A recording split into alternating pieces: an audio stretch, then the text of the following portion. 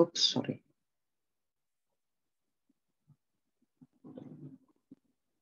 Nah, jadi ini adalah materi kita hari ini, chapter 12 dari bukunya Lin, Analysis of Variance. Nah, ini sebetulnya kelanjutan dari two sample hypothesis testing yang kemarin ya. Jadi kalau kemarin di two sample hypothesis testing, itu kita bisa melakukan uji hipotesis di dua populasi. Jadi dua sampel, dua populasi gitu kan. Nah, di analysis of variance, ini kita bisa melakukan uji hipotesis di lebih dari dua populasi. Yang pertama. Yang kedua, kita juga bisa melakukan uji hipotesis untuk variance di dua populasi. Jadi either you do more than two population untuk mean-nya atau you do two population untuk variance-nya. Okay? Hence the analysis of variance. Nah, hal baru yang akan kita temui di analysis of variance itu adalah F-test. Kalau kemarin kita sudah ketemu sama T-test dan juga Z-test, kita ketemu sama T-tabel dan juga Z-tabel. Nah, hari ini kita akan menggunakan F-test yang mengikuti distribusi F dan tabelnya adalah tabel F. Oke, let me continue. Learning objective, silahkan baca sendiri ya. Nah, kita langsung kenalan sama distribusi F. Nah, distribusi F itu ada beberapa karakteristik ya. Kita lihat karakteristik yang sama dulu. Jadi karakteristik yang sama antara distribusi F dan distribusi P dan juga Z itu adalah mereka sama-sama continuous dan mereka sama-sama bersifat asimptotik. Oke. Nah, tapi bedanya apa distribusi F sama Z dan juga T? Yang pertama, distribusi F itu nilainya tidak bisa negatif. Jadi dia nilainya positif ya. Dan karena dia nilainya nggak bisa negatif, maka dia bentuknya adalah positively skewed gitu ya. Jadi kayak gini gambarnya distribusi F. Oke. Jadi dia dimulainya dari 0 sini ya. Kalau Z kemarin kan kalau di kanannya 0 positif, di kirinya 0 negatif. Nah, kalau F kan nggak bisa negatif, jadi dia dimulai dari 0 sampai ke nilai-nilai positif. Nah, dan bentuknya seperti ini ya, dia skewed positively. Sama kayak Z dan juga T, kita punya family of F distribution dengan degree of freedom yang berbeda-beda. Jadi ini di F-nya beda-beda ya. Di F dan degree of freedom dari distribusi F itu dia ada dua angka. Jadi dia punya numerator sama denominator di situ. Nanti kita akan belajar bagaimana caranya menemukan degree of freedom dari distribusi F. Okay? But anyway, this is the F distribution yang akan kita gunakan. Jadi kalau Anda mau nyari critical value, nah critical value-nya itu nyarinya di F tabel. Oke, nah pertama kita coba dulu mengcompare variance dari dua populasi. Jadi di sini mari kita coba compare two population variance. Jadi si F-test tadi, si distribusi F itu bisa digunakan untuk mengcompare variance dari dua populasi. Nah, sama seperti kemarin waktu hypothesis testing ya, kita tentu akan mencari T-test atau T hitungnya atau Z-test atau Z hitungnya dan juga kita akan cari dan juga Z tabelnya yaitu critical value-nya. Nah, sama juga di sini kita akan mencari F-test atau F hitungnya terus juga akan mencari F critical value. Yang pertama F hitung dulu atau F-test. Nah, F hitung cara mencarinya itu menggunakan formula ini. Jadi F sama dengan variance sampel yang pertama dibagi dengan variance di sampel yang kedua. Oke. Maka S1 kuadrat dibagi dengan S2 kuadrat. Nah, di sini yang variance-nya lebih besar, jadi di antara S1 sama S2, itu yang variance-nya lebih besar, dia ditaruh di atas. Dia ditaruh sebagai pembilang atau numerator. Jadi numerator itu pembilang. Jadi ini dia punya asumsi bahwa S1 kuadrat lebih besar daripada S2 kuadrat. Jadi kalau Anda punya dua sampel, lihat variance-nya mana yang lebih besar itu taruh di atas. Kenapa demikian? Karena kita ingin nilai F-nya itu paling tidak nilainya sama dengan 1. Oke. Oke, so that's it gitu ya, cara menghitung F hitung atau si F test. Nah, ini ada contohnya di sini. A health service corporation manage 2 hospitals, Knoxville St. Mary North and St. Mary South. The mean waiting time in both emergency department is 24 minutes. Jadi min-nya itu sama-sama 42 menit. Namun demikian, yang sebelah utara ini variasinya lebih tinggi daripada yang selatan. Nah, ini adalah contoh kasus di mana kita ingin membandingkan kita ingin membandingkan varians dari 2 populasi. Oke. Nah, berikutnya kita lihat contoh yang lebih lengkap lagi ya. Jadi di contoh soal ini, compare to population variance, ini ada Lemers-Limous over limousine service. Jadi intinya ada limousine service gitu ya, yang dia ini menawarkan limusin di beberapa tempat gitu ya. Nah, terus di sini dia punya 2 rute. Rute yang pertama adalah rute US 25, rute yang kedua adalah rute I-75. He wants to study the time it takes to get to the airport using each route and compare the result. He collected the following sample data using the 0.1 significance level. Is there a difference in the variation in the driving times for the 2 routes? Nah, ini pertanyaan utamanya ya. Apakah ada perbedaan variasi waktu tempuh di kedua rute tersebut? Oke. Jadi kita ingin mengcompare apakah ada perbedaan variasi waktu tempuh di antara kedua rute tersebut. Nah, kita bisa pakai si F-test tadi ya. Nah, tapi sebelum saya lanjutkan, ini ada kesalahan penulisan soal di sini, jadi saya perbaiki dulu ya. Ini alfanya harusnya bukan 10%. Ini alfanya harusnya dia adalah, gimana nulisnya ya, bentar ya. Ini alfanya harusnya 5%. Ya. Karena nanti tabel F yang kita gunakan itu di bawah asumsi alfa 5%. Nah, jadi nanti kalau Anda lihat tabel F, itu perhatikan dulu ya, alfanya itu berapa. Apakah alfanya 5%, 10%, atau 1%. Jadi jangan sampai Anda membaca tabel F yang salah. Nah, kalau kemarin di tabel Z sama tabel T itu kan kita bisa uji hipotesisnya tuh kalau nggak one tail, two tail, ya kan? Kalau two tail maka alfanya dibagi 2 dan segala macam. Nah, di uji F atau di uji hipotesis dengan F itu kita hanya akan menguji one tail dan sebelah kanan ya. Jadi karena gambarnya F itu seperti ini, maka uji hipotesisnya itu akan selalu one tail dan dia di sebelah kanan ya. Jadi alfanya nggak usah dibagi 2 lagi. So the alpha is the alpha, nggak usah dibagi 2 lagi karena dia hanya bisa pengujian one tail dan detail yang sebelah kanan. Oke. Let me continue. Nah, jadi ini kita ingin lihat apakah ada perbedaan variasi di kedua rute tersebut. Nah, datanya ada di sini ya. Jadi ini adalah waktu tempuh di kedua rute tersebut. Nah, di sini kita cari terlebih dahulu X-bar-nya ya. X-bar untuk kedua rute tersebut. Terus kalau udah dicari X-bar-nya, coba cari S-nya atau standar deviasinya ya. Jadi cari rata-ratanya, lalu cari standar deviasi untuk kedua rute. Nah, jangan lupa juga ini Anda lihat N-nya berapa, yang ini juga N-nya berapa. Kenapa kita perlu N? Ini nanti untuk mencari degree of freedom ya. Jadi yang 25 ini N-nya ada 7, yang 75 N-nya ada 8. Oke. So now we have all the information that we need. Okay. Wait a minute.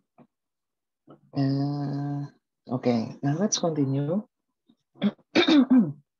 Nah, kita bisa mulai melakukan uji hipotesis dengan mengikuti ke-6 langkah yang kemarin sudah kita pelajari.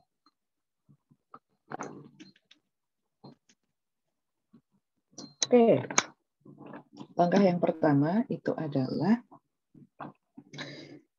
kita bisa state the null and alternate hypothesis. Nah, tadi karena kita ingin melihat apakah ada perbedaan varians antara kedua rute tersebut, maka H1-nya adalah sigma squared rute 25 lebih besar, kok lebih besar sih, tidak sama dengan sigma squared yang 75. Oke. Maka null-nya di sini adalah sigma square 25 sama dengan sigma square 75. Oke, so that's H0 sama H1. Step 2, Anda pilih level of significance. Ini harusnya adalah alpha 0,05. Oke, step ketiga, determine the test statistic. Kita akan pakai F. Step yang keempat, formulate decision rule. Nah, di sini Anda harus mencari critical value. Jadi pada keadaan apa Anda akan mereject H0. Maka buka tabel F Anda untuk mencari degree of freedom. Nah, degree of freedom-nya ini dia ada dua ya. Ada dua angka. Jadi ada angka yang numerator, ada juga angka yang denominator. Yang numerator ini dia nyarinya gimana? Ini nyarinya adalah N1 dikurangi 1, sedangkan yang denominator ini adalah N2 dikurangi 1. Nah, jadi untuk konteks ini saja, ini adalah cara kita mencari degree of freedom. Jadi kalau hanya membandingkan varians dari dua populasi, cara mencari degree of freedom-nya seperti ini. Nah, N1 sama N2 ini kita akan selalu di bawah asumsi bahwa S1 kuadrat lebih besar daripada S2 kuadrat. Nah, jadi di sini tadi, di bagian sini ketika kita mencari X bar sama S-nya, nah ini Anda lihat yang S-nya lebih besar ini yang mana? Nah ini kan yang S-nya lebih besar yang US route 25 kan, yang lebih kecil yang US route 75. Maka US route 25 ini dia yang akan jadi numerator.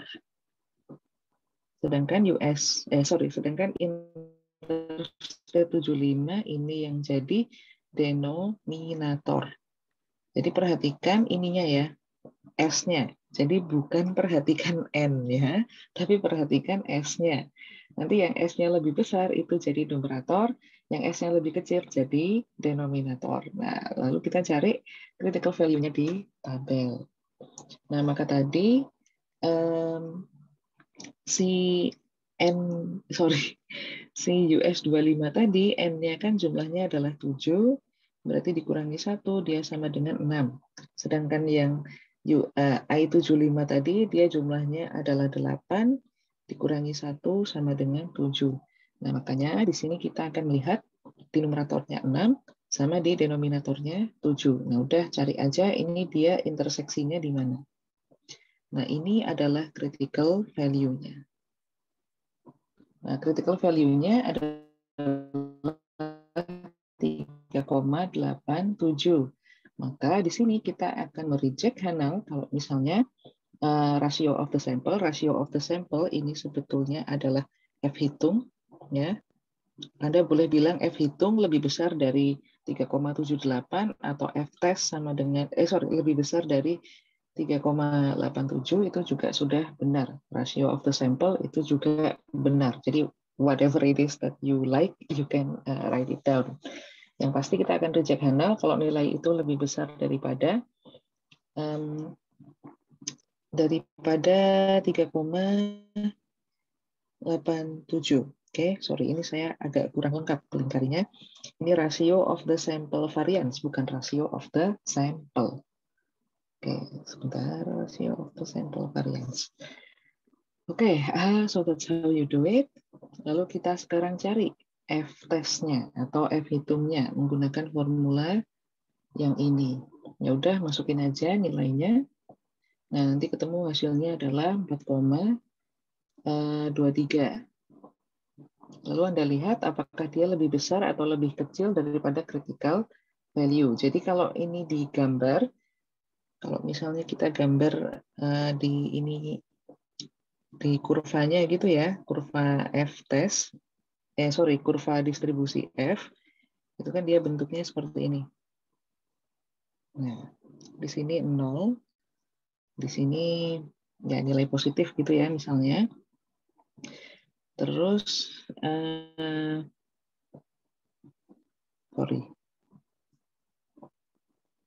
misalnya critical value-nya itu di sini. 3, berapa tadi? 3,87. 3,87. Nah, ternyata F test Anda itu nilainya adalah 4,23. Nah, daerah reject itu adalah daerah yang saya arsir karena daerah not reject, sorry, salah saya. Nah, ini adalah daerah not reject. Oke. Sedangkan daerah reject itu adalah daerah ini. Ini adalah daerah reject. Nah, terus habis itu ini adalah critical value. Nah, jadi gambarnya seperti itu ya. Kalau untuk yang distribusi F, karena dia kan skewed positif nih, jadi dia tidak simetri seperti biasanya. Tapi anyway, sama aja, dan Anda nggak wajib menggambar ya. If you don't want to, you don't have to, but if you want, you can. I'm fine with either way. Jadi di sini kesimpulannya kita reject null. Oke, nah kalau sudah kita simpulkan kita reject null, interpretasinya apa? Karena kita reject null, berarti kan kita menerima pernyataan satu kan, berarti kita bisa conclude bahwa there is difference in the variation in the time to travel in the two routes. Oke. Nah, jadi gitu caranya kita mengcompare variance dari dua populasi. Oke. Apakah Anda ada pertanyaan?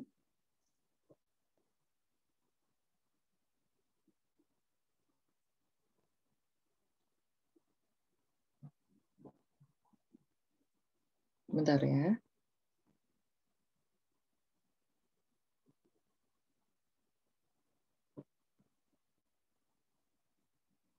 Nggak ada pertanyaan? Yakin nih nggak ada? Nanti saya tanya balik loh. Oke, kalau nggak ada saya lanjut ya.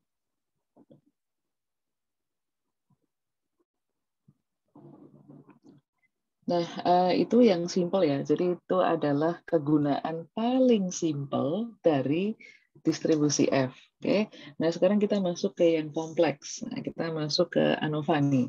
ANOVA atau Analysis of Variance. Jadi di ANOVA yang akan kita pelajari hari ini, kita akan punya one way ANOVA sama two way ANOVA. Ya, yang pertama one way dulu. Nah, one way ANOVA is used to compare two or more treatment means. Nah, jadi kita akan mengcompare treatment means nih di sini. Treatment means itu apa sih? Nah, nanti kita akan pelajari lebih lanjut di slide-slide yang berikutnya. Nah, kita bahas dulu asal muasal dari ANOVA. Jadi ANOVA ini pada awalnya dia dikembangkan, pada awalnya dia dikembangkan untuk bidang agriculture, ya. The term treatment was used to identify how different plots of land were treated with different fertilizer. Nah, jadi ceritanya seperti ini. Jadi pada awalnya di bidang agriculture itu ada seorang maybe farmer, maybe insinyur pertanian, I'm not sure. Pokoknya si orang ini itu dia punya beberapa petak tanah gitu misalnya ya. Jadi saya kasih ilustrasinya kayak gini misalnya. Jadi dia punya 3 petak tanah di sini. Nah, 3 petak tanah ini itu identical, semuanya karakteristiknya identical. Dia ngasih air itu juga air jenis yang sama di ketiga tanah tersebut. Dia ngasih vitamin misalnya itu juga vitamin yang sama ketiga tanah tersebut. Kalau mau ditanamin sesuatu itu juga dengan tanaman yang sama. Nah, satu-satunya yang membedakan di antara ketiga tanah ini adalah dia dikasih pupuk dengan jenis yang berbeda-beda. Jadi tanah yang pertama dikasih pupuk A, tanah yang kedua dikasih pupuk B, tanah yang ketiga dikasih pupuk atau fertilizer C.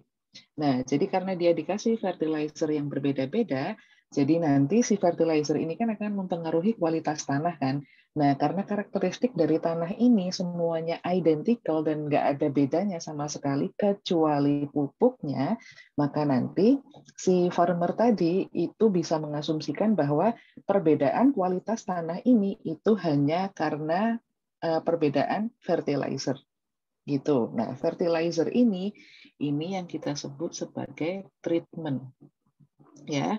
Jadi kan nanti si tanah ini kan variasi kualitasnya akan berbeda-beda kan. Jadi dia bervariasi gitu kualitasnya. Nah, variasi ini terjadi karena si treatment ini. Nah, sebenarnya itu adalah asal muasal dikembangkannya ANOVA. Jadi di ANOVA itu kita ingin melihat bagaimana treatment itu mempengaruhi kelompok-kelompok yang sudah kita tentukan ini gitu ya. We want to know how the treatment affect the subject of interest kita. Makanya di sini yang kita bandingkan itu adalah treatment means. Kalau diumpamakan di bidang ekonomi seperti apa? Nah, misalnya seperti ini. Misalnya ada 3 orang mahasiswa nih. 3 orang mahasiswa ini karakteristiknya sama persis gitu ya. Misalnya mereka sama-sama laki-laki, mereka sama-sama berusia 20 tahun misalnya. Terus mereka sama-sama tinggal di Jogja. Jadi mereka bukan perantauan gitu ya. Jadi mereka kuliah di Jogja juga memang tinggal di Jogja. Jadi kan ini sama persis nih. Lalu mereka berasal dari tingkat perekonomian yang sama misalnya, sama-sama semuanya kelas menengah. Nah, terus kita akan memberikan treatment yang berbeda di mereka. Misalnya yang satu kita kasih apa ya? Yang satu kita kasih laptop, yang satu kita kasih tablet misalnya, yang satu kita kasih textbook. Nah, kita ingin melihat treatment alat belajar yang beda-beda ini nanti gimana efeknya di IPK mereka misalnya. Nah, kayak gitu misalnya. Atau misalnya kita kasih beasiswa misalnya. Nah, itu nanti misalnya sponsor beasiswanya beda-beda kayak gitu. Nanti gimana itu affecting the GPA. Nah, misalnya kayak gitu. Nah, itu kita bisa salah satunya menganalisa dengan ANOVA. Nah, one way ANOVA itu sebetulnya dia merefer pada treatment yang cuma satu. Jadi kalau kita cuma melihat satu treatment, misalnya dalam hal ini tadi treatment fertilizer, jadi fertilizer doang, ini yang kita lihat efeknya, itu dia one way ANOVA. Nah, seperti yang bisa Anda duga, kalau misalnya two way ANOVA, ya berarti nanti treatmentnya lebih dari satu. Misalnya selain fertilizer, sekarang kita juga memberikan ketiga tanah ini air yang beda-beda, misalnya yang satu air dari mata air gunung, yang satu air dari sungai, yang satu air dari mana lah gitu misalnya. Nah, ketika kita memberikan satu treatment lagi atau mengontrol satu treatment lagi, nanti dia jadi two-way ANOVA. Oke, so that's one way ANOVA sama two-way ANOVA. Kita akan pelajari keduanya hari ini. Nah, itu adalah definisi dari si ANOVA. Oke. Nah, di ANOVA kita juga akan bukan membagi ya, jadi variasi yang terjadi di subject of interest kita itu sebetulnya asalnya bisa dari berbagai macam sumber gitu ya. Jadi yang pertama tentu saja bersumber dari si treatmentnya. Yang kedua itu sebetulnya bersumber dari hal-hal yang tidak bisa kita observe atau hal-hal yang di luar kontrol kita gitu ya. Nah, kalau misalnya kita membuat perumpamaan yang mahasiswa tadi, yang ketiga mahasiswa karakteristik sosioekonominya itu sama persis, lalu dikasih treatment, itu sebetulnya nanti variasi IPK ketiga mahasiswa tersebut itu juga dipengaruhi oleh hal-hal yang tidak bisa kita observe. Contohnya apa? Contohnya adalah ability si mahasiswa itu sendiri atau motivasi si mahasiswa itu sendiri. Itu kan nggak bisa kita kuantifikasi ya, nggak bisa kita measure, nggak bisa kita kontrol, nggak bisa kita observe. Nah, itu semua kita sebut sebagai unobserved factor. Nah, jadi source of variation itu ada dua. Yang pertama dari treatment, yang kedua itu adalah dari unobserved factor. Nanti yang dari unobserved factor itu kadang-kadang kita sebut sebagai error atau random. Jadi karena kita nggak bisa kontrol, nggak bisa observe, kita sebut sebagai error atau random. Nah, jadi di ANOVA kita akan membreakdown source dari variation itu sebagai treatment variation sama random variation. Yang treatment itu dari treatment, yang random itu dia dari unobserved factor. Oke. Nah, ini adalah basic yang harus Anda pegang ya nanti sebagai pengantar di mata kuliah ekonometri, karena nanti you will talk about this a lot gitu ya. Karena di ekonometri we will talk a lot about unobserved factor, about error, standard error, dan segala macam. Jadi basicnya tuh di sini. Basicnya adalah ada hal-hal yang bisa kita observe, ada hal-hal yang nggak bisa kita observe ketika kita melakukan penelitian gitu ya. Nah, hal-hal yang nggak bisa kita observe itu kita sebut sebagai error. Oke, okay? So that's the definition of ANOVA. Nah, ada beberapa asumsi yang kita jadikan sebagai underlying ANOVA di sini. Yang pertama, kita akan asumsikan bahwa sampelnya itu berasal dari populasi yang mengikuti normal distribution. Yang kedua, populasinya ini kita asumsikan punya standar deviasi yang equal. Dan yang terakhir, kita asumsikan population-nya independent. Oke, jadi ini bukan dependent sample ya. Kemarin kan kita sempat belajar sedikit tentang dependent sample. Ini kita assume dia independent. Oke. Oh, if you have question, feel free to stop me ya. Oke. Karena saya nggak bisa lihat Anda raise hand, jadi kalau ada pertanyaan langsung dipotong aja saya di tengah, nggak masalah sama sekali. Oke. Oke. Terus, oke, kita masuk ke contoh soal ya. Contoh soal dari ANOVA. Jadi supaya lebih jelas, ini ada ilustrasi yang cukup baik di sini. Jadi di sini, Joyce Pullman manage a regional financial center. She wishes to compare the productivity as measured by the number of customers served among 3 employees. 4 days are randomly selected and the number of customers served by each employee is recorded. Pertanyaan utamanya, is there a difference in the mean number of customers served? Nah, di sini mari kita identifikasi terlebih dahulu. Jadi si manajernya ini ingin melihat produktivitas karyawannya. Dan produktivitas ini dia dilambangkan dengan jumlah customer yang dilayani oleh ketiga employee tersebut. Nah, kita ingin lihat apakah ada perbedaan rata-rata jumlah customer yang dilayani ketiga employee ini. Nah, di sini apa yang menjadi treatmentnya atau apa yang menjadi membedakan ketiga kelompok ini ya tentunya karena employee-nya berbeda-beda ya. So this is the treatment di sini. Because we have 3 different person dan mereka bertiga ini sama-sama melayani customer. Kita ingin lihat berapa customer yang bisa dilayani oleh ketiga employee ini. Oke. Nah, kalau di ANOVA itu Hanal sama H1-nya itu seperti ini. Jadi H1-nya tentu saja kita ambil dari soal, dari pertanyaan utamanya itu kan is there difference in the number of customer served kan? Berarti sebetulnya H1-nya itu adalah apakah ada perbedaan maksud saya berarti kita kan ingin melihat apakah ada perbedaan treatment means ya kan? Nah, maka kalau kita ingin melihat apakah ada perbedaan treatment means, Hanalnya itu kan berarti treatment means-nya itu equal semua, ya kan? Jadi di sini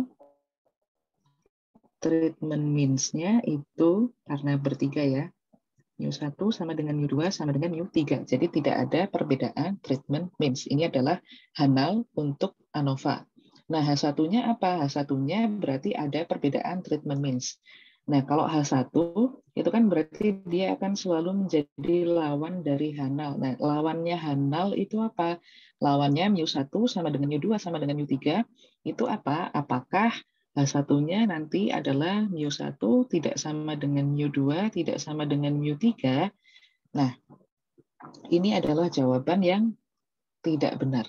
Jadi H1-nya itu bukan ini ya. Kenapa demikian? Karena lawan dari mu1 sama dengan mu2 sama dengan mu3 itu bukan mu1 tidak sama dengan mu2 tidak sama dengan mu3.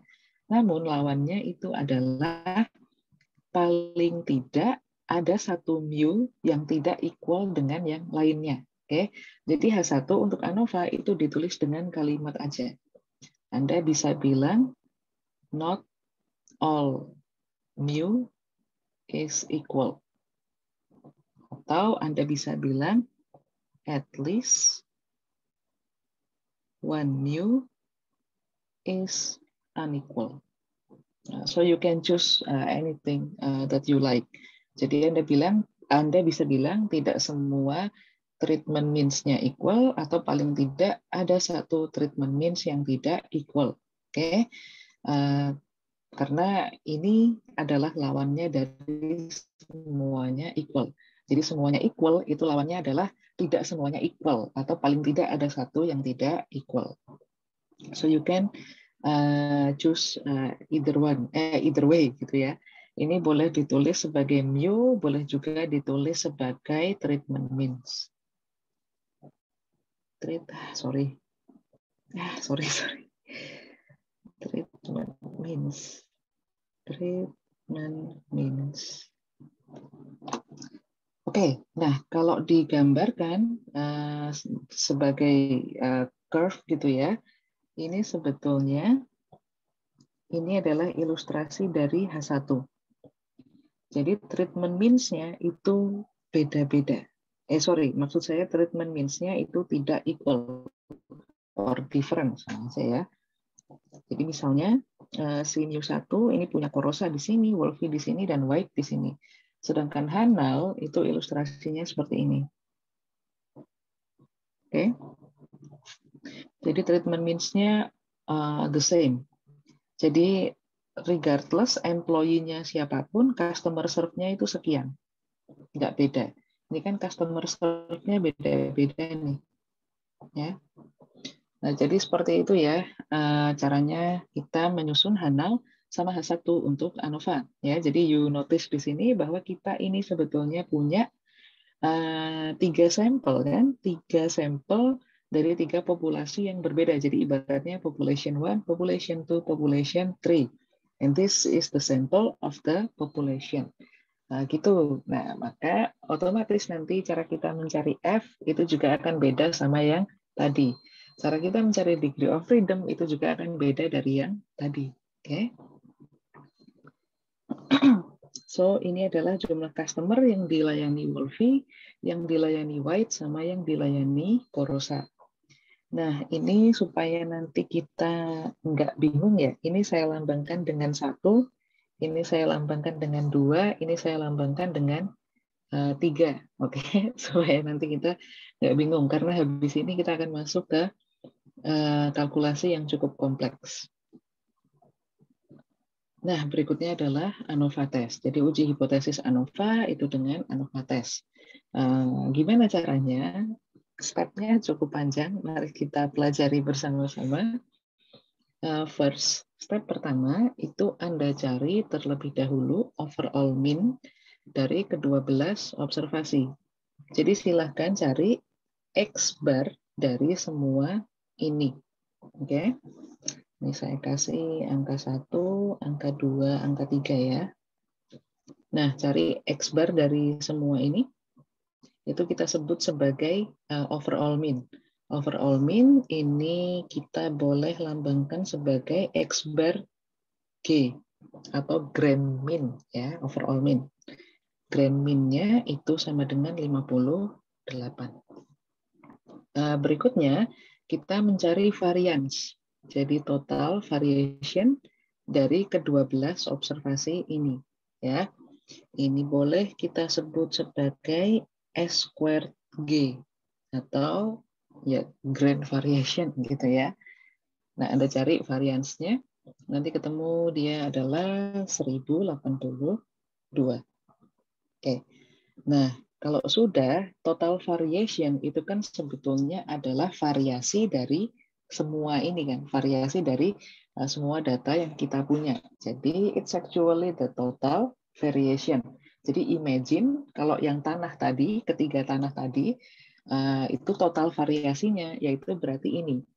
Tapi ingat bahwa variasinya itu akan ada dua sumber kan, sumber yang dikarenakan treatment dan sumber yang dikarenakan unobserved faktor. Nah, maka dari total variation ini kita akan membreakdown menjadi dua komponen.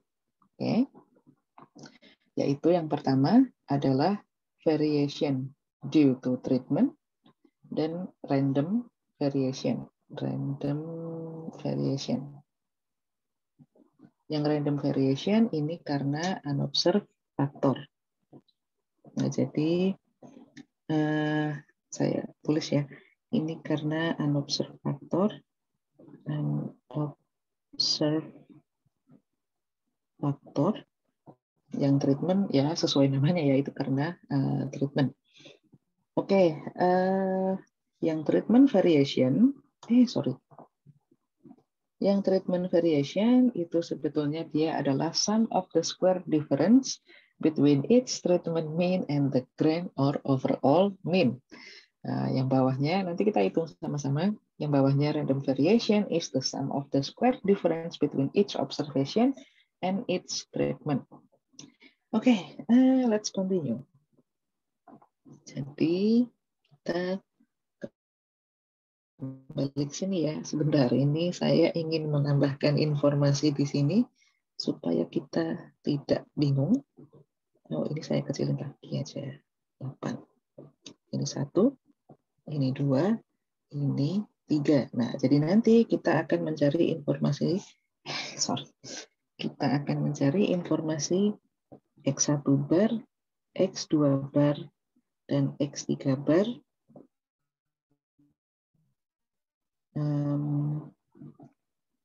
Oke, jadi ini kita sebut sebagai X11, X12, X13, ini X14, sedangkan ini adalah X21 dan seterusnya, ini adalah X31 dan seterusnya. Nah, jadi gitu ya.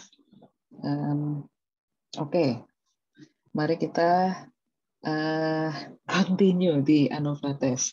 Jadi tadi kita ingin membreakdown total variation menjadi treatment variation sama random variation. Ingat tadi kita punya overall mean atau X bar G, grand mean sama dengan 58 dengan total variation 1082. Mari kita break ini menjadi yang pertama adalah variation due to treatment. Nah, variation due to treatment itu cara menghitungnya adalah squaring the difference between its treatment mean and overall mean and then multiplying its square difference by the number of observation in the treatment. Nah, jadi informasi yang kita butuhkan semuanya ada di sini. Yang 3. Jadi caranya adalah yang pertama Anda cari terlebih dahulu X bar dari setiap employee ya. Jadi difference between ini ya. Its treatment mean di sini itu adalah yang ini. Nah, jadi Anda cari terlebih dahulu, ini kalau saya kasih keterangan di bawahnya, 56 ini adalah X1 bar, 70 ini adalah X2 bar.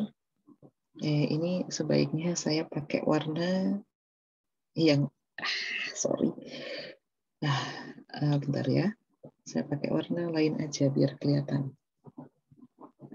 Nah, ini X1 bar, ini X2 bar.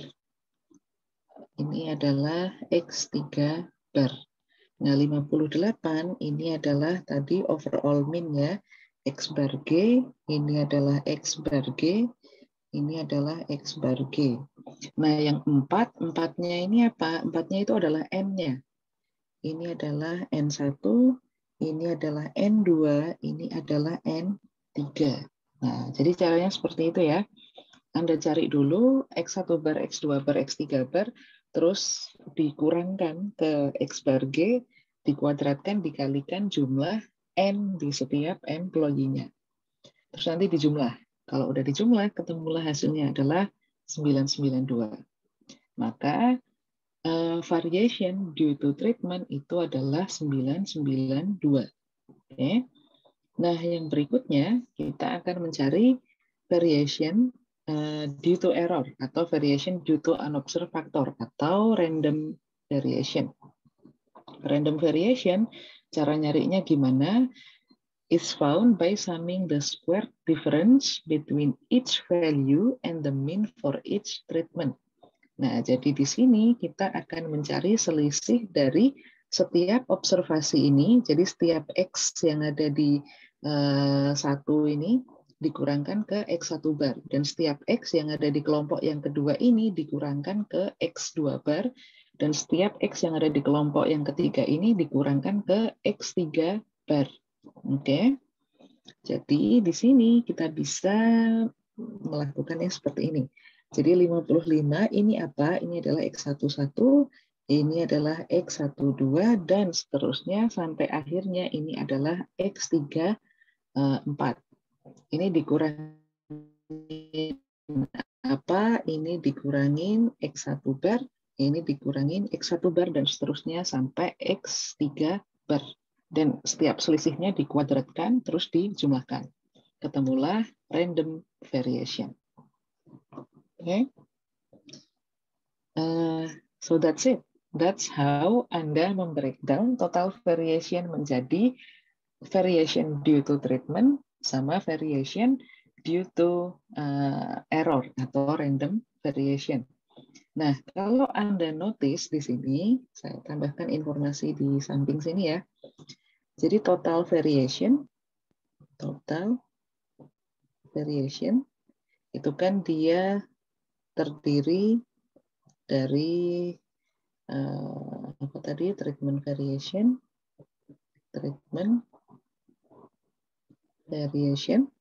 dan juga random variation, ya kan?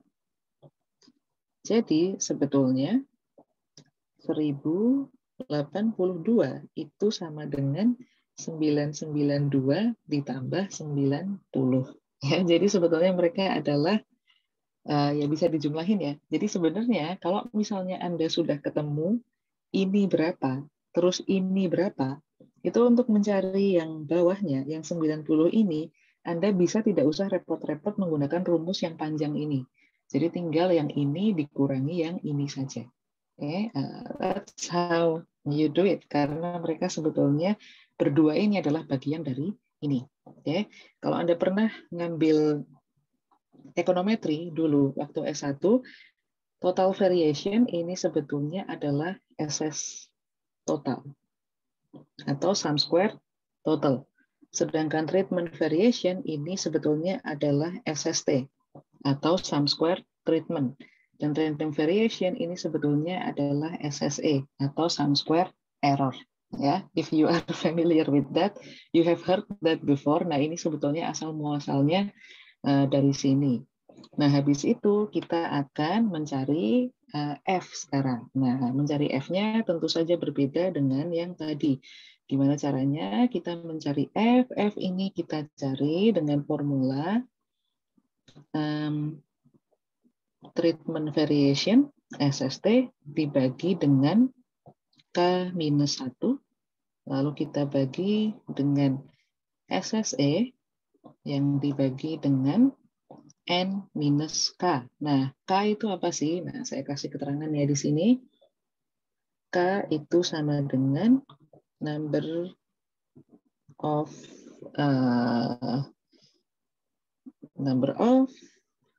apa ya? Number of treatment berarti ya. Bukan number of treatment. Sebentar, saya ingin menggunakan istilah yang lebih tepat daripada treatment. Karena sebenarnya treatmentnya itu cuma employee. Tapi number of employee di sini yang saya maksud, berarti number of employee ya, saya tulis saja di sini, nanti sesuai konteks aja. Kalau misalnya treatmentnya itu rute, terus rutenya ada 4, ya maka nanti K itu sama dengan 4. Tapi di sini employee-nya itu cuma 3, ya berarti K itu sama dengan number of employee. Jadi sama dengan 3. Oke. N-nya itu sama dengan 12. Ya, di sini overall N itu sama dengan 12. Nah, maka si F-nya itu kita cari menggunakan formula ini. Treatment variation dibagi dengan K-1 dibagi dengan random variation dibagi dengan N dikurangi K. So we get this. 992 dibagi 2 dibagi dengan 90 dibagi 9. F-nya sama dengan 49,6. Oke. Nah, that's how Anda menemukan F. Nah, sebetulnya ini Anda belum sampai hipotesis testing ya. Anda belum sampai membuktikan hipotesis Anda tadi apakah ada perbedaan treatment means antara si ketiga employee tersebut. Tapi tadi di depan kita kan menginginkan nilai F itu paling tidak dia lebih dari 1 kan. Kalau misalnya lebih dari 1 itu sebetulnya seperti apa ya? We kind of leaning towards ini mungkin memang ada perbedaan treatment means ya. Jadi di sini kita karena nilai F-nya juga besar banget ya, hampir 50, kita boleh menduga-duga sebelum melakukan uji hipotesis kayaknya ini memang ada perbedaan treatment means di antara ketiga employee ini. Oke. Nah, kita lanjut sedikit lagi.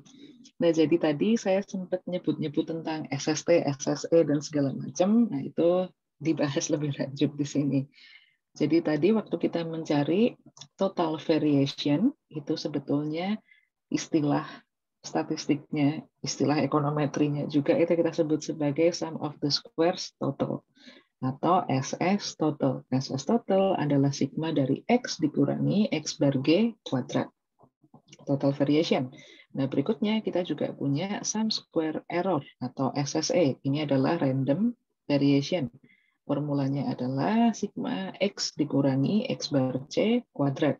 Di mana X bar C itu adalah sampel mean dari setiap treatment-nya tadi, treatment C. Atau si employee-nya tadi. Oh, ini biar kita nggak bingung ya. Ini saya kasih dalam kurung treatment. Oke. Nah, yang terakhir adalah si warna apa ya tadi? Ini ya. Oke. Yang terakhir adalah sum of the square treatment atau SST. SS total dikurangi SSE. Nah, ANOVA itu kalau Anda menghitung ANOVA di Excel atau juga di software lain, saya yakin itu nanti Anda akan mendapatkan ANOVA table. Jadi di ANOVA table mungkin bentuknya bisa beda-beda ya, tapi informasi yang dimuat di ANOVA table itu semuanya sama. Yang pertama, dia akan memuat source of variation. Jadi variasinya itu dari apa aja sih? Dari treatment sama dari error. Terus berapa magnitude dari source of variation itu. Jadi kita punya nilai SST sama SSE, bawahnya tentu saja SS total. Terus juga degree of freedom. Nah, ini belum saya bahas tadi.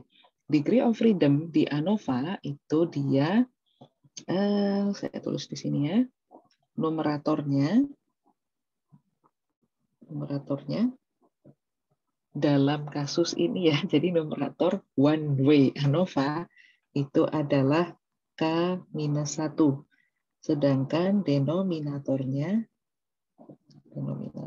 itu sama dengan N-K.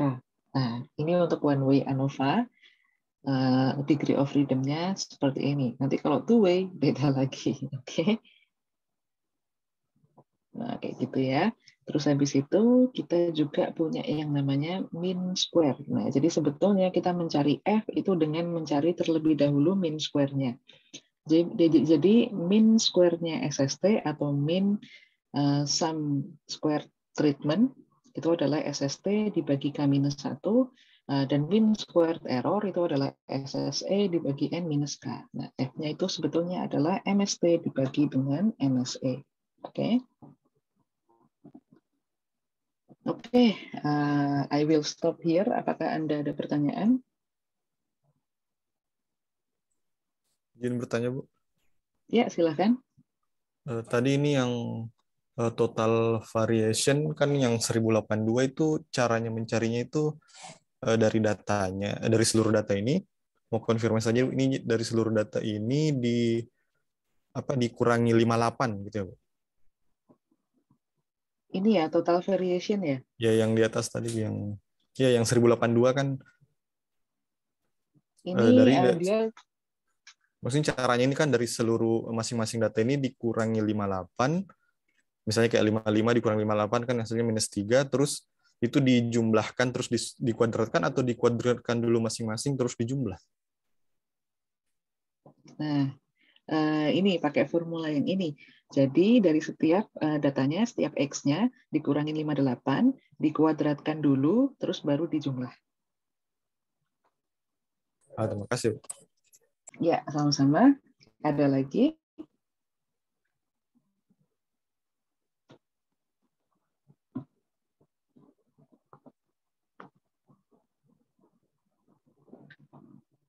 Belum ada lagi? Oke, I will continue. Nah, sekarang kita coba ini ya. Oh ya, karena si ANOVA ini dia langkah-langkah perhitungannya kan cukup panjang ya, dia cukup kompleks seperti ini. Jadi nanti kalau misalnya Anda di soal, itu soal tersebut memuat semua data yang Anda butuhkan untuk melakukan ANOVA test, itu saran saya dikerjakan dengan software aja. Oke, because this will take time kan, ini akan membutuhkan waktu yang cukup lama. Jadi saran saya kalau ini semua datanya diketahui, Anda bisa mengerjakan itu dengan Excel. Karena at the end of the day, di hypothesis testing kan we only want to know apakah Anda nanti mengambil kesimpulannya benar atau enggak, apakah Anda reject Hanal atau tidak reject Hanal, apakah critical value-nya benar apa enggak, dan segala macam interpretasi bla bla bla. Tapi untuk perhitungannya sendiri, yang ANOVA, kalau nanti di soal diketahui semua datanya, itu bisa Anda langsung masukkan ke Excel. Oke. Akan beda kasus kalau misalnya tidak datanya nggak dijembrengkan seperti ini ya. Nah, itu mungkin memang butuh perhitungan yang lebih lanjut. Ya, jadi kayak misalnya di soal tersebut dia langsung memberikan Anda informasi tentang overall mean, lalu dia langsung memberikan informasi tentang X bar C, lalu langsung memberi informasi tentang yang lain, itu bisa langsung dihitung. Atau misalnya dia langsung mengetahui SS total, langsung mengetahui SSN, itu dihitung manual bisa. Tapi kalau Anda punya semua datanya seperti ini, silahkan langsung dihitung pakai Excel aja. Jadi nanti cari tahu ya gimana cara melakukannya di Excel. Oke, because I don't remember either gitu. Jadi nanti silahkan cari tahu sendiri. Oke, karena di sini di pembahasan soal nanti dia juga biasanya akan langsung hanya menampilkan hasil dari tabel ANOVA aja. Jadi dia juga ngerjainnya pakai software ini sebenarnya. Oke, nah kita coba lihat contoh soal ya. Jadi di sini kita punya contoh soal di mana kasusnya ada 4 airlines yang di sini dia ingin melakukan survei tentang level dari kepuasan si penumpangnya. Oke. Nah, di sini ya survei kepuasan itu ada excellent, good, fair, poor, bla bla bla. Nah, intinya tapi di sini dia kan meng-hire marketing research ya. Nah, si marketing research-nya ini randomly select and survey passenger from the 4 airlines. Nah, di sini pertanyaan utamanya adalah apakah ada perbedaan mean satisfaction level among the 4 airlines. Oke. Jadi apakah dari keempat airlines ini ada perbedaan rata-rata satisfaction? Oke. Nah, maka di sini apa yang menjadi treatmentnya itu adalah si airlines-nya ini. Dan airlines-nya ada 4 nih di sini. Berarti K sama dengan 4 ya. K sama dengan 4. Oke. Nah, kita langsung ke step-step uji hipotesisnya. Step yang pertama, state the null and alternate hypothesis. Maka null-nya di sini adalah treatment means dari keempat airlines tersebut itu sama ya. Jadi mu1 sama dengan mu2 sama dengan mu3 sama dengan mu4. H1-nya apa? H1-nya adalah not all treatment means are equal. Boleh juga Anda tulis sebagai the mean scores are not equal. Nah, oke, sebelum saya lanjut, ini catatan sedikit ya. Jadi di sini Anda boleh menyebut treatment means sebagai treatment means, oke? Atau Anda boleh menyebut treatment means itu sebagai langsung pertanyaan penelitian kita. Jadi kayak ini kan dia menyebutkan pertanyaan utamanya kan mean score. Nah, ini boleh disebut sebagai mean score, boleh disebut sebagai treatment means. Cuman catatannya adalah kalau Anda mau menyebut ini sebagai treatment means di depan ketika Anda menjawab soal itu Anda kasih keterangan dulu. Treatment means di sini itu merefer pada apa? Misalnya di sini satisfaction score. Misalnya yang tadi di soal yang ini itu adalah jumlah customer yang dilayani. Oke, jadi saya nggak masalah Anda mau sebut sebagai treatment means biar cepat gitu ya. Tapi di depan waktu menjawab definisikan dulu. Ini treatment means-nya tuh number of apa? Number of customer yang dilayani, number of satisfaction level, or whatever it is, tergantung konteksnya di soal. Oke. Oke, let's continue. Step yang kedua. Step yang kedua adalah pilih significance level. Kita akan pakai alpha 1%.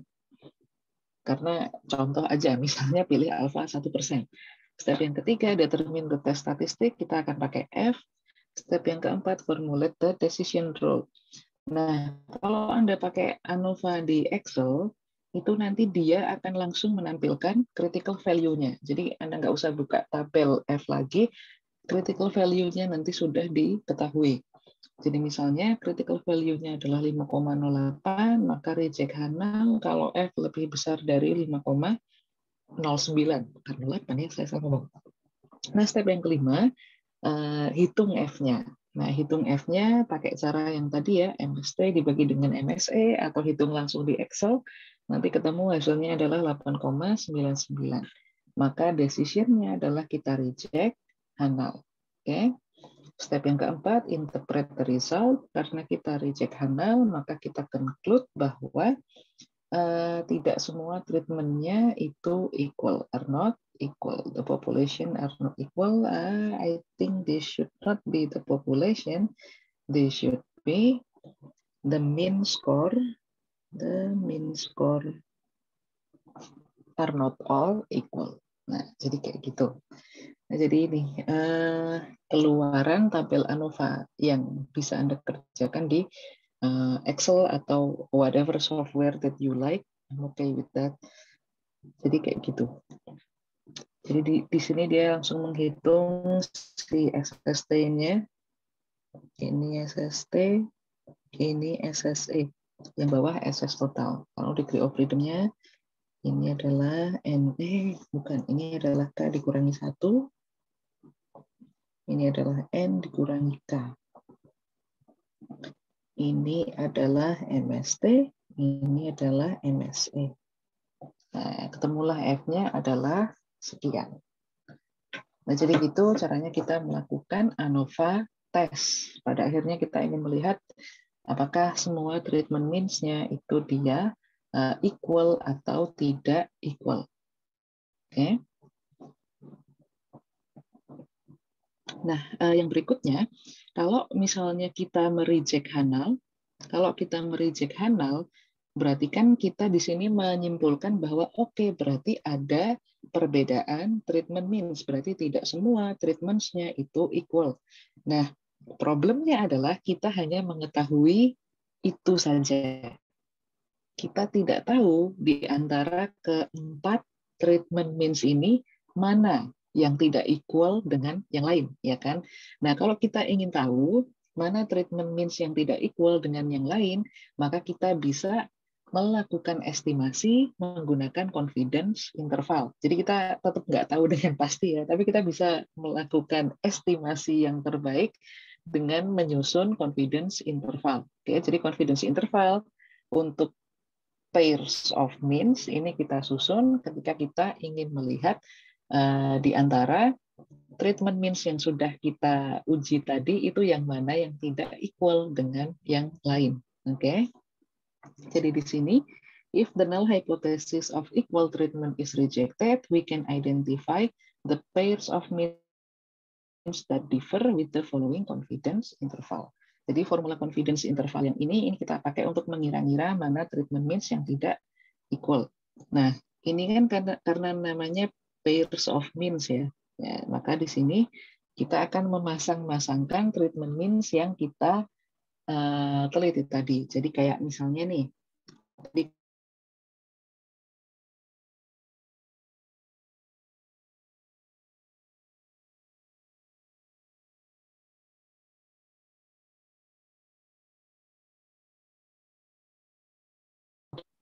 terus habis itu B sama C, B sama D, terus yang terakhir C sama D.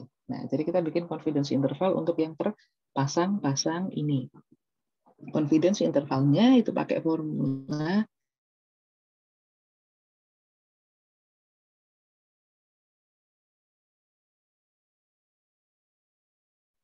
ya, barusan saya terputus ya.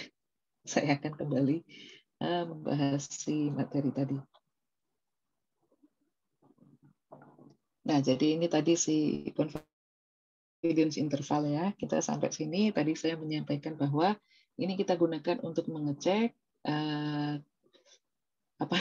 treatment means yang mana yang tidak equal dengan yang lain. Jadi tadi misalnya kalau kita punya 4 airlines, kita ngeceknya itu per pasang. Jadi kita pasang-pasangkan dulu A sama B, A sama C, A sama D, B sama C, B sama D, sama C dan D. Jadi tergantung berapa jumlah si treatment Anda dipasangin per dua-dua. Ya, namanya juga pairs of means. Nah, formula yang akan kita pakai itu adalah yang ini. Jadi kita akan punya X1 bar dikurangi X2 bar. Kalau misalnya A sama B, ya berarti X barnya A dikurangi X barnya B, plus minus T dikalikan akar dari MSE dibagi 1 per N1 ditambah 1 per N2. Oke, ini X1 bar, X2 bar, tadi ya, first sample, second sample, T-nya ini kita bisa hitung seperti yang kemarin sudah kita bahas di 2 pertemuan terakhir sebelum ini. Terus MSE ini kita dapat dari tabel ANOVA, lalu N1, N2 ini adalah number observation di sampel yang pertama dan kedua. Oke, nah gimana cara mengidentifikasi apakah treatment means-nya ini equal atau tidak equal? Nah, kalau si confidence interval kita ini includes 0, jadi di antara range-nya itu dia melewati 0, maka treatment means-nya itu equal. Ya, there is no difference between treatment means. Jadi misalnya confidence intervalnya A sama B itu di range tersebut itu dia melewati 0, maka tidak ada perbedaan treatment means di antara mereka. Treatment means-nya itu equal. Oke. Nah, ilustrasinya itu seperti ini. Nah, jadi kalau misalnya tadi di 4 airlines tadi kita cari gitu ya, si apa tadi namanya, confidence intervalnya menggunakan formula ini, terus kita pasang-pasangkan per airlines-nya tadi, kita akan dapat confidence interval yang seperti ini. Jadi airlines-nya ada 4 nih, ada Branson, ada Pocono, ada WTA, ada Northern. Nah, ini adalah confidence interval di antara semua keempat airlines ini. Nah, kita lihat nih, mana yang dia melewati 0. 0 di sini ya. 0 di sini. Yang melewati 0, itu ada ini, sama ini. Nah, maka kita bisa simpulkan bahwa antara Pocono dan Branson, dan juga WTA dan Pocono, ini dia tidak punya treatment means yang berbeda. Atau dengan kata lain, Pocono mu-nya sama dengan Branson. WTA mu-nya sama dengan Pocono. Sedangkan yang lain, yang confidence intervalnya tidak melewati 0, itu treatment means-nya tidak equal, gitu ya. Jadi di sini mu WTA tidak sama dengan mu Branson, mu Norton tidak sama atau tidak equal dengan mu Branson, dan mu Norton tidak equal dengan mu Pocono, lalu mu Norton tidak equal dengan mu WTA. Jadi kayak gitu ya cara kita melihatnya. Oke, sebelum saya pindah ke two-way ANOVA, Anda ada pertanyaan?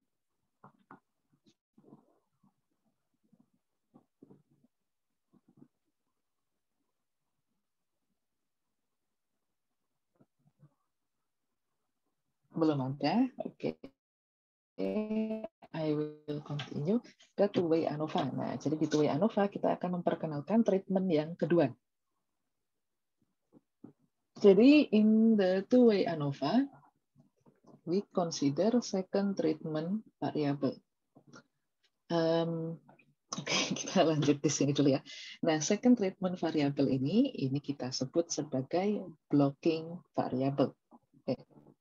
Nah, apa yang akan terjadi kalau misalnya kita memperkenalkan satu lagi treatment di model kita, yang terjadi adalah nanti SSE-nya itu akan menjadi lebih kecil. Oke, kenapa demikian? Karena, sorry, ini saya tulis kembali di sini ya.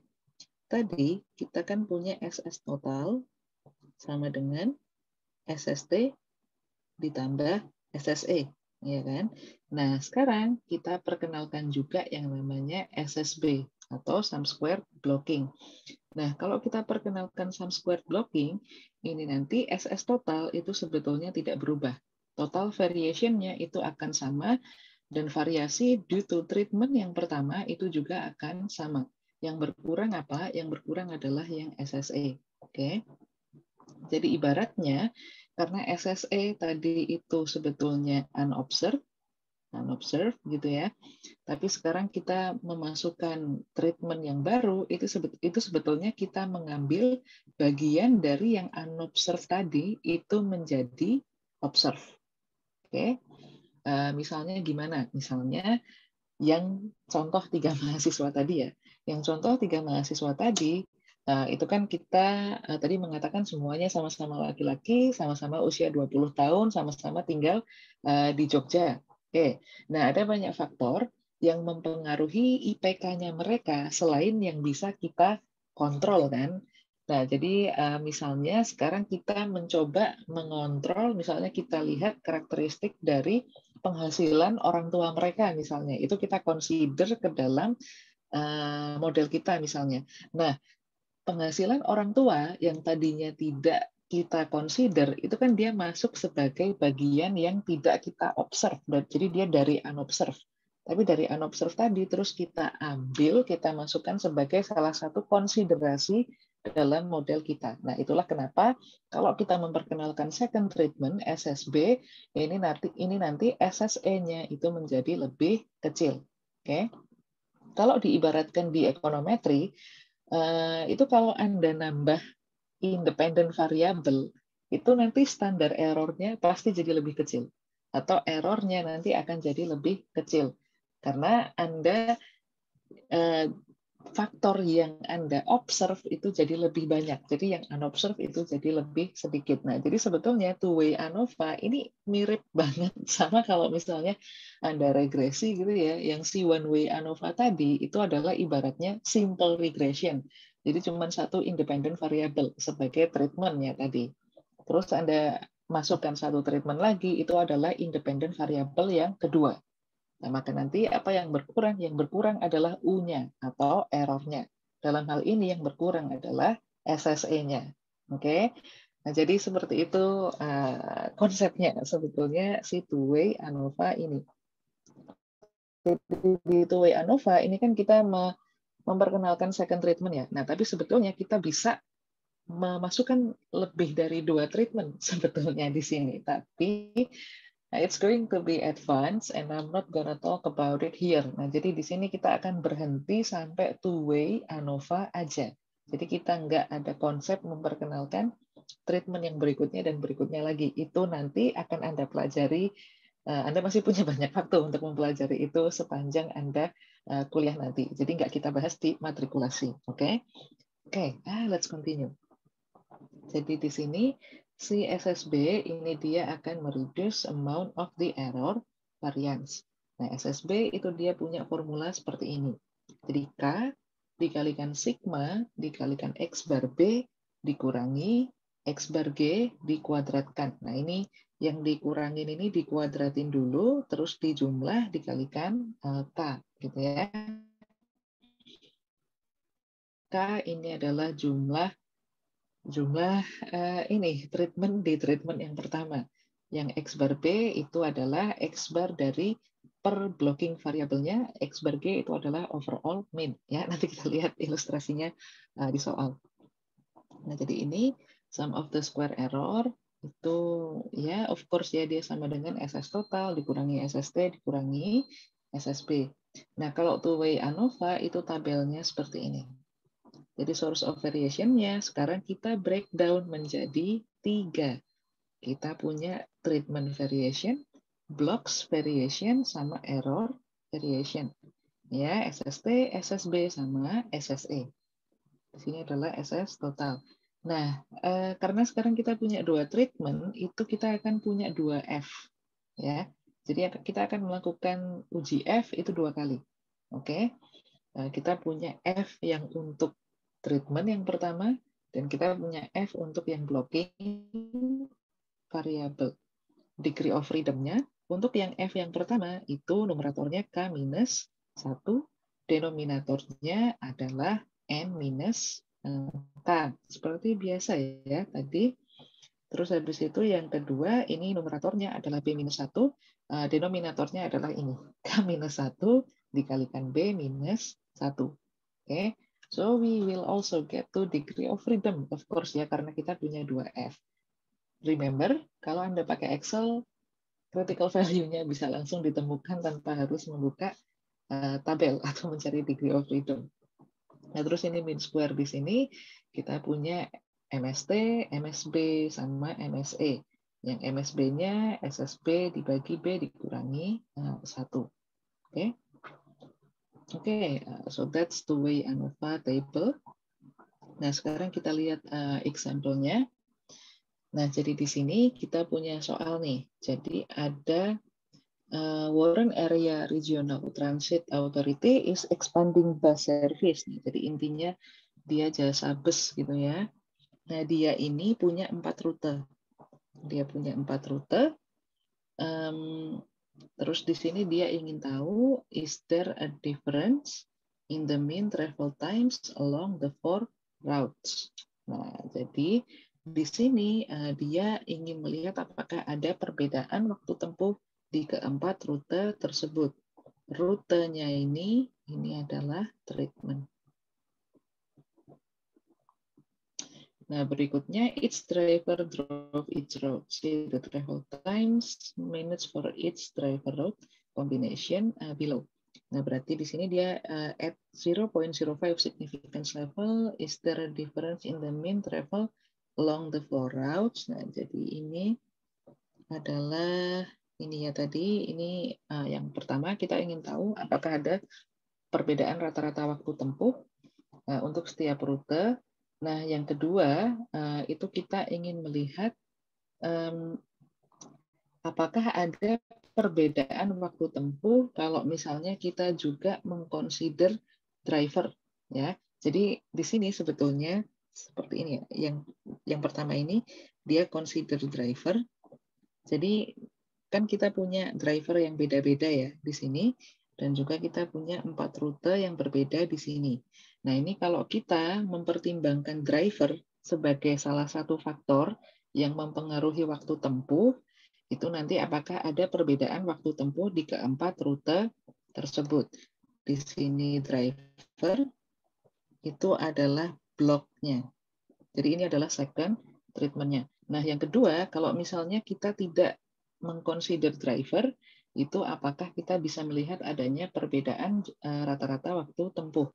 Jadi yang pertama ini sebetulnya dia adalah two-way ANOVA, karena dia mengconsider rute dan driver. Nah, yang kedua ini sebetulnya dia adalah one-way ANOVA.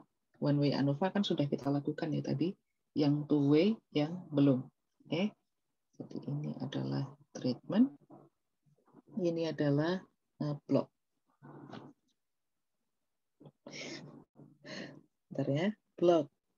Oke, nah kayak gitu. So, let's do this. Yang pertama ini, ini yang one way dulu. Nah, mari kita coba melakukan ANOVA dengan hanya mengconsider rute saja, ya. Jadi ini adalah one way kayak tadi. Jadi kita di sini ingin tahu apakah ada perbedaan jarak tempuh antara rute 1, rute 2 sama rute ke-3 dan rute ke-4. Oke. Nah, step yang kedua, select significance level 5%. Step yang ketiga, select test statistik, pilih F. Step yang keempat, cari critical value, reject Hanal kalau F lebih besar dari critical value. Step yang kelima, cari F-nya. Nah, ternyata F-nya ketemu 2,483. Nah, ternyata F-nya lebih kecil daripada critical value, maka kita tidak mereject null hypothesis. Jadi kalau di Excel itu nanti output-nya seperti ini. Jadi datanya itu dimasukin aja ke Excel. Jadi ini rutenya ini, drivernya ini. Ini datanya dimasukin, terus Anda cari komen ANOVA. Ya, Google aja ya nanti caranya gimana. Nanti keluaran ANOVA-nya itu kayak gini. Jadi pertama kita punya summary statistiknya, dan di sini karena single faktor, dan faktornya itu adalah rute, ya berarti summary dari rute aja. Ya, jadi per rute itu kita punya 5 data point kan. Kita punya N sama dengan 5. Ya.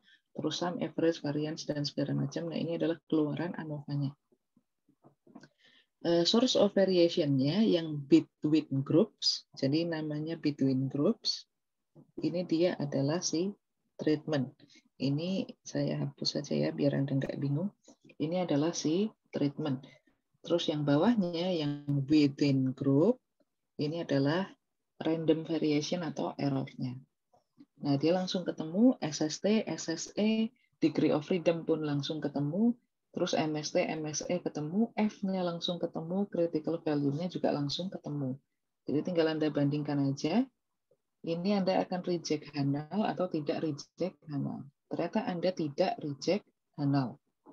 Ya berarti di interpretasi bilang aja bahwa, di step 5 bilang bahwa Anda tidak mereject Hanal, di interpretasi, ya silakan diinterpret hasil dari uji hipotesisnya.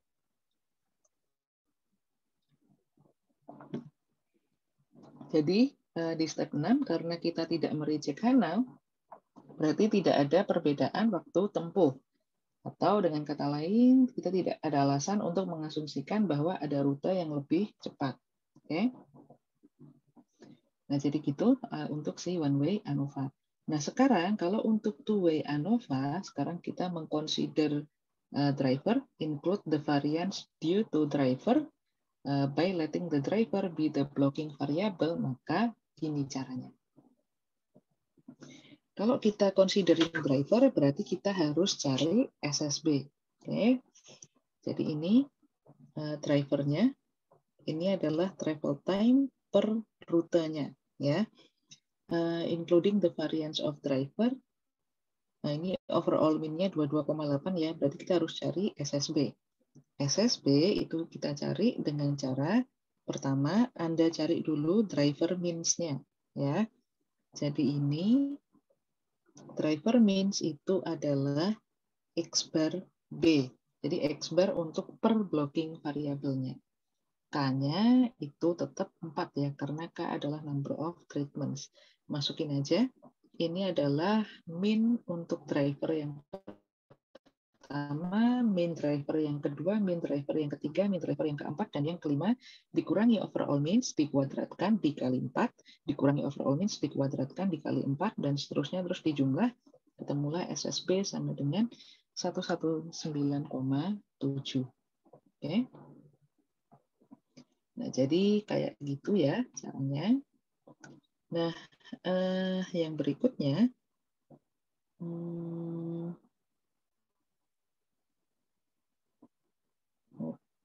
Oke.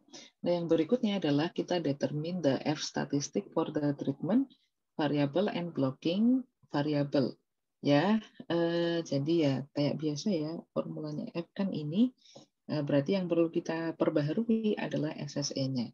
Tinggal SS total kurangi SST kurangi SSB. Sekarang SSE-nya adalah 36,7. Nah, berarti sekarang source of variation-nya seperti ini. SST-nya sama. Blocks-nya tadi SSB yang kita cari, error-nya, SS error-nya ini lebih kecil daripada yang tadi. Jadi yang tadi itu yang ini ya. Nah, yang tadi SSE-nya kan 156,4 nih. SST-nya tetap ya 72,8, SS totalnya tetap 229,2. Nah, maka di sini ini yang berubah hanyalah SST-nya. SSE-nya, salah sebut saya. Nah, udah berarti ini adalah mean square-nya. Kita punya 2 F di sini. Oke. Nah, di two-way ANOVA, sorry, kayaknya tadi saya sempat salah menyampaikan sesuatu. Nah, untuk degree of freedom-nya di two-way ANOVA, degree of freedom di two-way ANOVA, itu denominatornya pakai ini ya. Jadi sorry about that, denominatornya itu pakai yang ini. Denominatornya itu sama dengan ini. Jadi yang tadi yang saya bilang denominatornya yang atas itu adalah N-K itu tidak berlaku lagi ya. Jadi semuanya langsung denominatornya pakai yang ini. Untuk yang denominator, untuk yang two-way ANOVA. Nah, itu bedanya two-way ANOVA sama one-way ANOVA. Nah, maka mari kita lakukan uji hipotesis di two-way ANOVA. Uji hipotesis di two-way ANOVA itu ada 2. Yang pertama, kita uji untuk treatment yang pertama. Yang kedua, kita uji untuk blocking variable atau treatment yang kedua. Nah, sekarang kita masuk ke uji hipotesis treatment yang pertama dulu. State the null sama alternate hypothesis. The treatment means are equal. Ya, ini berarti per rute itu nggak ada perbedaan waktu tempuh ya. Ya, mu1, mu2, mu3, sama mu4 nggak ada bedanya. Mereka equal. Terus habis itu H1, at least one treatment is different. Step yang kedua, select level of significance pakai 5%. Step yang ketiga itu select the test statistic, kita pakai F. Terus step yang keempat itu state the decision rule, cari F critical value-nya. Terus di sini, sebentar saya mau cek sesuatu.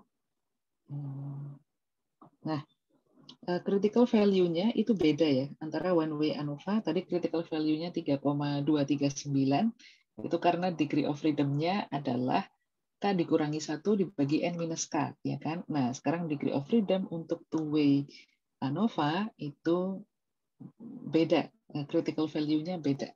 Sekarang critical value-nya adalah 3,49, karena degree of freedom-nya denominatornya pakai yang ini.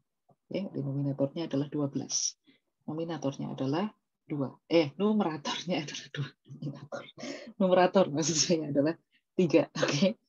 Nah, let's continue. Nah, jadi step yang keempat, state decision rule. Anda reject null kalau misalnya F lebih besar dari critical value. Nah, step yang kelima, Anda cari F Anda, ketemulah F-nya adalah 7,93. Maka di sini kita akan mereject null hypothesis.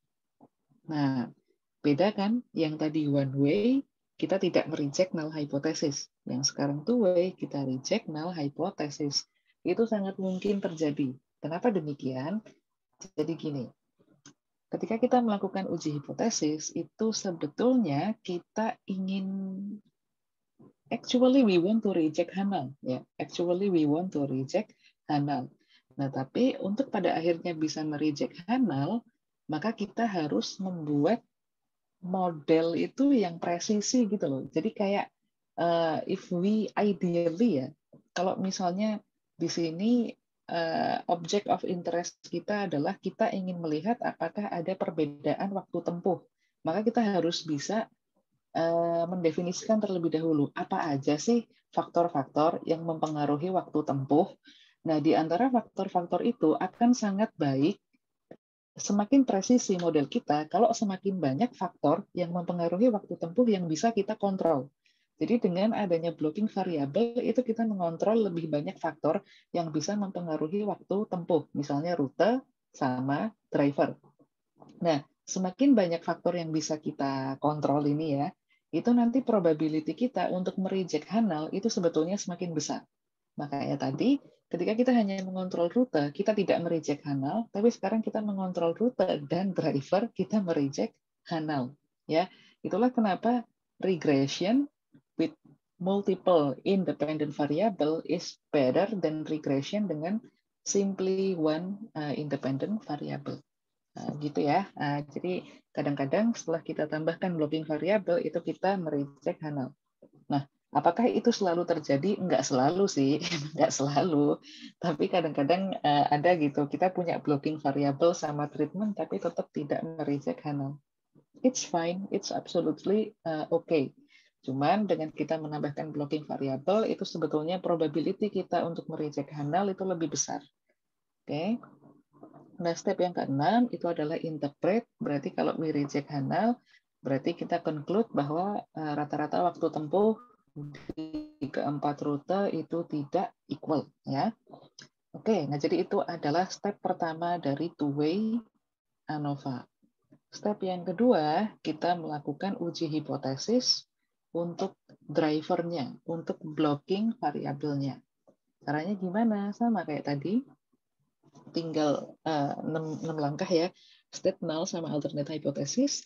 Nah, di sini null-nya adalah the block means are equal. Jadi block means untuk setiap driver itu sama ya. Jadi mu-nya driver B sama dengan mu-nya driver S, sama dengan mu-nya driver O, sama dengan mu-nya driver Z, sama dengan mu-nya driver F. Nah, satunya adalah at least one block mean is different. Step kedua adalah pilih significance level, kita pilih 5%. Step yang ketiga adalah kita pilih tes statistiknya, kita pilih F. Step yang keempat itu kita state the decision rule. Lihat critical value-nya berapa, reject Hanal kalau dia lebih besar dari critical value. Step yang kelima, make decision. Jadi hitung F-nya, F-nya ketemu sekian, ternyata kita mereject null hypothesis. Berarti interpretasinya adalah we conclude bahwa at least one driver's mean travel time is different, atau tidak semua travel time ke 5 driver tersebut itu equal. Oke. Nah, two-way ANOVA itu kalau dikerjain di Excel itu keluarannya seperti ini. Jadi kayak biasanya aja masukin datanya, susun seperti ini, terus cari komen untuk two factor ANOVA atau two-way ANOVA, two factor sama aja ya. Dan nanti summary-nya itu kayak gini. Jadi dia akan bisa mengidentifikasi, oh oke, berarti di sini faktornya ada rute, ada driver. Kalau yang driver ya berarti dia ada 4 data point, kan ada 4 rute. Kalau rute berarti yang bawahnya. Nah, nanti keluarannya adalah yang bawah ini. Nah, ini Anda hati-hati karena hasil dari two-way ANOVA itu di sini dia yang pertama row kan. Nah, row ini itu perhatikan, row itu adalah yang datanya, yang data poinnya itu adalah yang per row. Nah, di sini driver kan datanya per row seperti ini ya. Bins itu datanya ke samping, Snevely ke samping, Ormson ke samping. Nah, ini kan berarti kan dia row atau baris, datanya disusun per baris. Nah, maka yang row itu adalah untuk yang blocking variabel. Sedangkan bawahnya kita punya kolom. Nah, kolom ini adalah untuk data yang penyusunannya itu per kolom, berarti rute.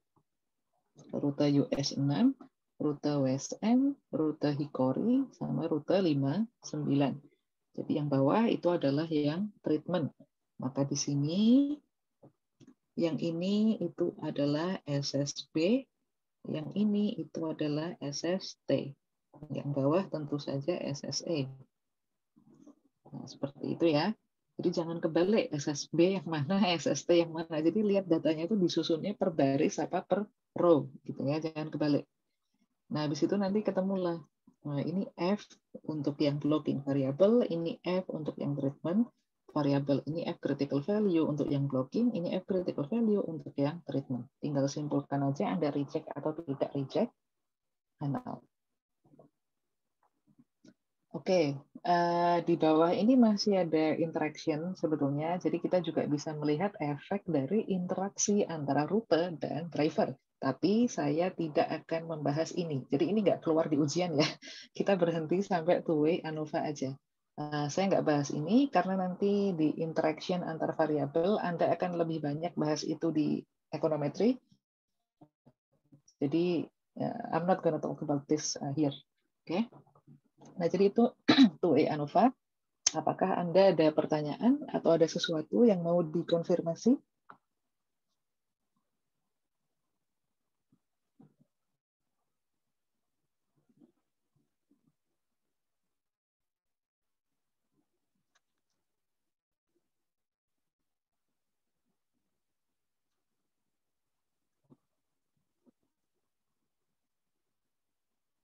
Tidak ada kah? Yakin? Oke. Kalau gitu, maka itu aja materi dari saya untuk minggu ini. Sebentar ya. Oke, jadi itu aja materi dari saya hari ini. Kita ketemu lagi besok Jumat ya. Nanti kalau Anda ada pertanyaan di luar sesi atau di luar kelas, you can send me an email. Ya, itu aja dari saya.